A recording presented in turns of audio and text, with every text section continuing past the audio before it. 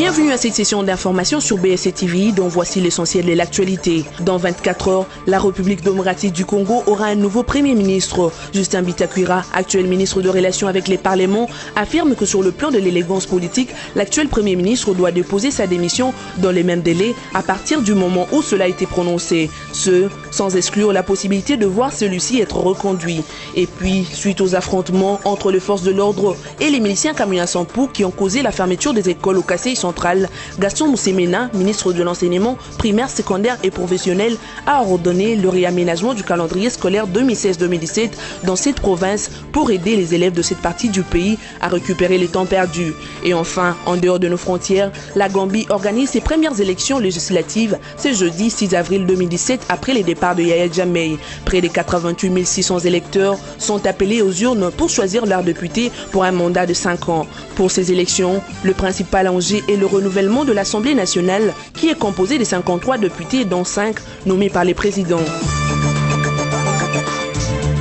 Dans 24 heures, la République démocratique du Congo aura un nouveau Premier ministre. Cela fait suite à l'annonce faite par le chef de l'État, Joseph Kabila, dans son discours devant le Congrès mercredi 5 avril 2017. Les regards sont désormais tournés vers l'actuel locataire de la primature, Sami Badibanga, qui doit démissionner après l'annonce du chef de l'État. Répondant à une question lui posée par Top Congo à ces sujets, Justin Bitakwira, l'actuel ministre de Relations avec les parlements, a fait savoir que sur le plan de l'élégance politique, à partir du moment où le président s'est prononcé pour la nomination d'un nouveau Premier ministre, dans 48 heures par rapport à hier, l'actuel Premier ministre doit déposer sa démission dans les mêmes délais. Le ministre Bitakwira n'a pas exclu cependant la possibilité de voir l'actuel chef du gouvernement être reconduit, car, dit-il, c'est au président de la République lui-même de savoir s'il va le reconduire ou pas. C'est dans le pouvoir discrétionnaire du chef de l'État, a-t-il ajouté. Il a aussi rappelé que le Premier ministre est nommé conformément à la Constitution par les présidents de la République qui ne peut pas le démettre.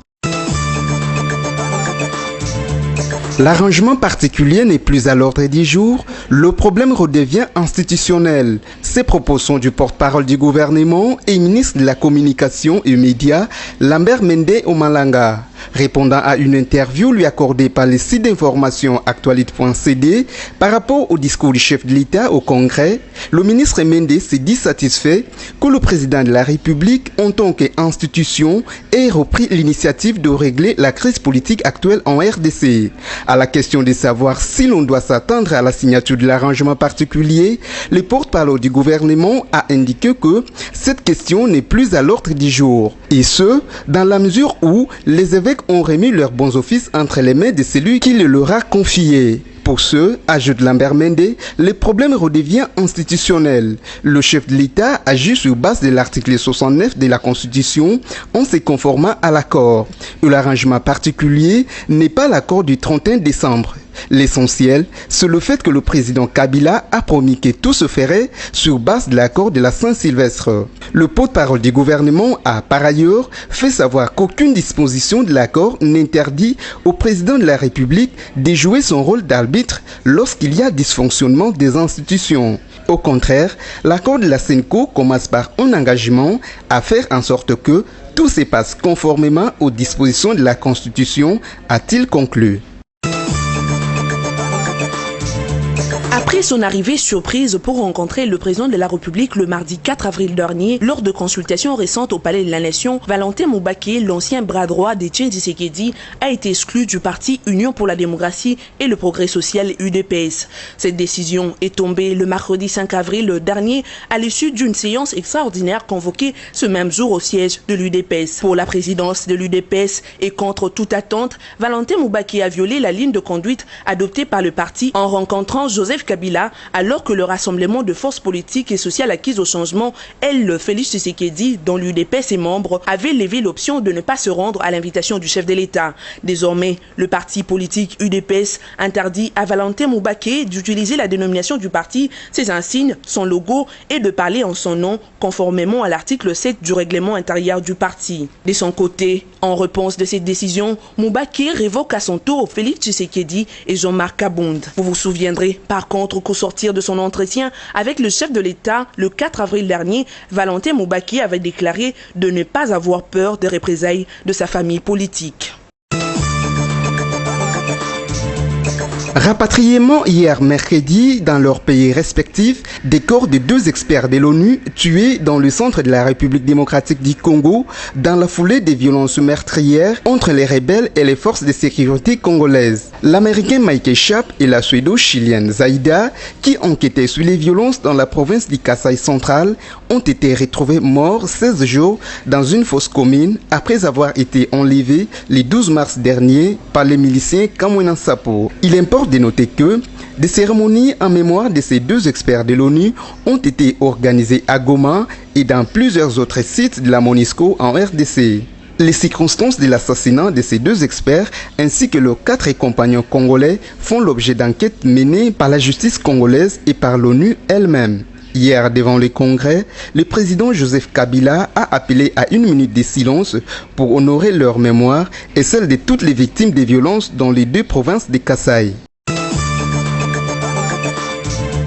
4 personnes ont été tuées et plus de 200 maisons incendiées suite aux affrontements qui ont opposé les membres des communautés Hutu et Nandé dans les territoires des Rutshuru. C'est la découverte mardi dernier du corps d'un conducteur de moto d'origine Nandé enlevé le week-end dernier par le présumé Nyantura, une milice proche de la communauté Hutu qui est à l'origine de cette situation dite violente d'après des sources locales. Alertées, les forces armées de la RDC qui sont intervenus dans le village sont parvenus à repousser les assaillants, a dévoilé le fonctionnaire délégué du gouverneur du Nord Kivu. Ces derniers admettent aussi que la situation demeure tendue. Il fait appel à l'armée congolaise d'imposer l'ordre à Kishiché avant d'initier des rencontres entre les 2 camps pour une éventuelle réconciliation. Gaston Moussemena, ministre de l'enseignement primaire, secondaire et professionnel, a ordonné les réaménagements du calendrier scolaire 2016-2017 au Kasaï central où les écoles étaient fermées suite aux accrochages entre forces de l'ordre et les miliciens Kamwina Nsapu. Le directeur provincial de l'EPSP au Kasaï central, Simon Zono, a salué cette mesure du gouvernement congolais qui, selon lui, va aider sa province à récupérer le temps perdu. Simon Zono a cependant précisé que les vacances des Pâques ne vont durer que 4 jours et que le temps imparti aux enseignements de chaque jour connaîtra une rallonge. Rappelons que c'est depuis le mois d'août dernier que cette partie du pays est le théâtre des affrontements entre les miliciens se réclamant de Kamwina Nsapu et les forces de l'ordre, un conflit qui a coûté la vie à de nombreuses personnes. Depuis l'arrivée d'Adama Barrow et le départ du pouvoir de Yaya Jammeh, la Gambie organise ses premières élections législatives ce jeudi 6 avril. Près de 886 000 électeurs sont appelés aux urnes pour choisir leurs députés pour un mandat de 5 ans. Le principal enjeu de cette élection est le renouvellement de l'Assemblée nationale qui est composée de 53 députés dont 5 nommés par le président. L'Assemblée sortante compte donc une large majorité de députés proches de Yaya Jammeh car l'opposition avait boycotté les derniers scrutins de 2012. Le parti de l'ancien président, l'Alliance patriotique pour la réorientation et la construction, présente plusieurs candidats dans 29 circonscriptions. Au-delà des tractations purement politiques, il y a une forte attente autour de ce scrutin car jusque-là, le Parlement n'était qu'une chambre d'enregistrement des lois décidées par le pouvoir exécutif sous Yaya Jammeh. Bon nombre d'électeurs espèrent que cette élection permettra d'avoir une assemblée qui ne soit pas subordonnée à l'exécutif et qui devra aussi mettre fin à l'ensemble des lois liberticides prises par Yaya Jammeh.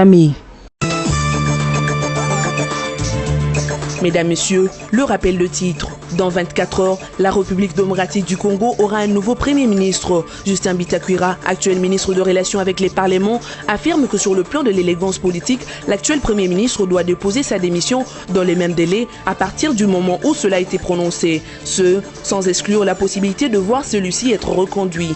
Et puis, suite aux affrontements entre les forces de l'ordre et les miliciens Kamwina Nsapu qui ont causé la fermeture des écoles au Kasaï central, Gaston Moussemena, ministre de l'enseignement primaire, secondaire et professionnel, a ordonné le réaménagement du calendrier scolaire 2016-2017 dans cette province pour aider les élèves de cette partie du pays à récupérer le temps perdu. Et enfin, en dehors de nos frontières, la Gambie organise ses premières élections législatives ce jeudi 6 avril 2017 après le départ de Yaya Jammeh. Près de 88 600 électeurs sont appelés aux urnes pour choisir leurs députés pour un mandat de 5 ans.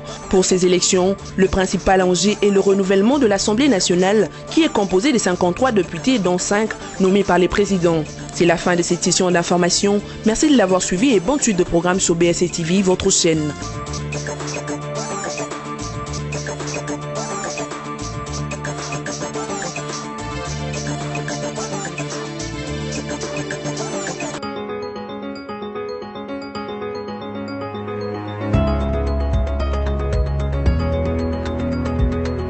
Mesdames, Messieurs, bienvenue à cette revue presse journaux parus en ligne ce jeudi 6 avril. L'annonce de la nomination du nouveau Premier ministre par les présidents de la République fait la une de vos journaux. Ouvrons cette revue de presse avec le journal Forum de Zas qui titre à sa manchette « L'abcès a été crévé hier. RDC, un nouveau Premier ministre attendu au plus tard ce vendredi.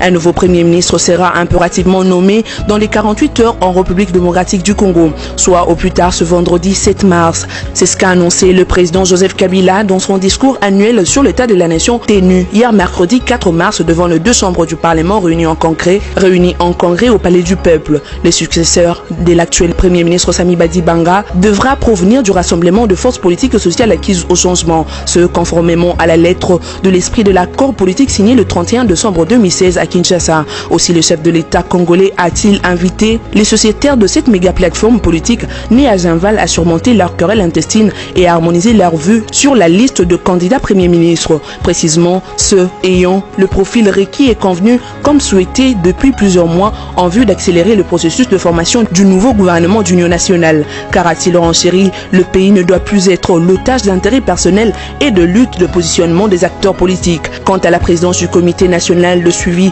de l'accord du 31 décembre au CNSA, Joseph Kabila a jeté la balle au pouvoir législatif. Il invite les deux chambres du Parlement à adopter rapidement la loi organique relative à ce poste. En même temps, les raïs en appel à l'accélération de tractations au sein de la classe politique en vue de la désignation dans la foulée de l'entrée en fonction du nouveau gouvernement d'une personnalité consensuelle devant présider cette structure. Les processus électoraux étant l'œuvre de Congolais financés par les Congolais eux-mêmes, aucune ingérence étrangère ni dans son pilotage, moins encore dans son déroulement ne sera tolérée, a tranché Joseph Kabila. Ce, avant de souligner que l'organisation des élections est une matière qui relève de la souveraineté nationale. Poursuivons cette revue de presse avec la prospérité online qui écrit à sa une qui succédera à Badibanga, RDC, Kabila chambarde et fonce. Kabila parle, le rassemblement de Félix Soral, là où le partisan constellé au sein de la majorité présidentielle et alliés venus nombreux au Palais du Peuple l'ont salué par une salve d'applaudissements. Ceux du noyau dur du rassemblement crient par contre au scandale. Ça brûle. Hier à l'UDPS, Moubaki Valentin a été jeté en pâture comme une feuille morte.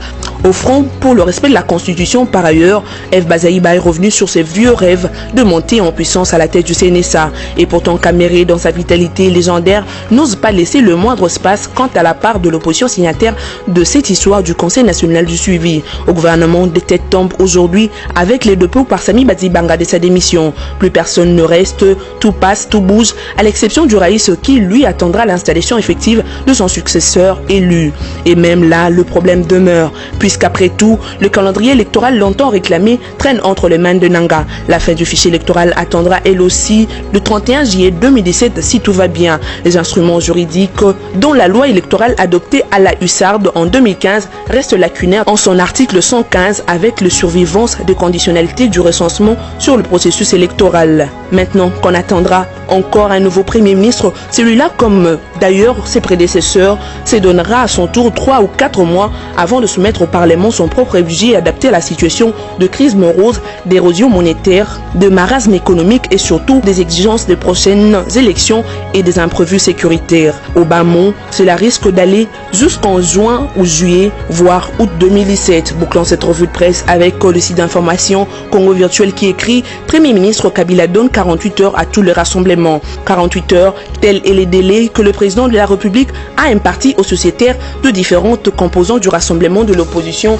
pour lui présenter la liste des candidats sur laquelle il doit nommer le Premier ministre chargé de conduire le processus électoral conformément à l'accord du 31 décembre 2017. Le chef de l'État a dit avoir pris cette décision au terme de consultations qu'il a menées ces 2 derniers jours pour décompter les 2 points restés en suspens pour la mise en œuvre du dit accord, à savoir le Premier ministre et les présidents du Conseil national de suivi de l'accord. Joseph Kabila a invité les membres du rassemblement à surmonter leurs querelles et à harmoniser leurs vues pour lui produire cette liste des candidats et leur profil afin d'accélérer le processus de formation du gouvernement. Quant à l'autre point qui bloque la mise en œuvre de l'accord du 31 décembre 2016, à savoir la désignation du président du CNSA, Joseph Kabila a recommandé au Parlement d'adopter rapidement la loi organique devant régir cette institution d'appui à la démocratie. Il a également engagé la classe politique à accélérer les tractations en vue de la désignation de l'entrée en fonction du prochain gouvernement d'une personnalité consensuelle devant diriger cette institution. C'est la fin de cette revue de presse. Merci de l'avoir suivi et bonne suite de programme sur BSC TV.